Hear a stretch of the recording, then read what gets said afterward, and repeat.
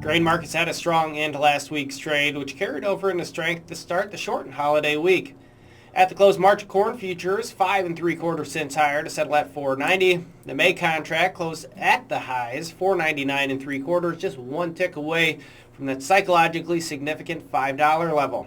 March soybeans, they gained 33.25 cents, settling at 10.67 And over on the wheat side, the March Chicago contract tacked on 20 cents, settling at 5.58 This morning's weekly export inspections report showed corn inspections at 1.451 million metric tons. That was above the top end of expectations and about 100,000 metric tons more than what we saw in last week's report. Japan was the primary buyer there, followed by Mexico and South Korea. Inspections for soybeans, those were reported at 973,000 metric tons. That was below the low end of expectations. In wheat inspections, they were also below the low end of expectations at 262,000 metric tons.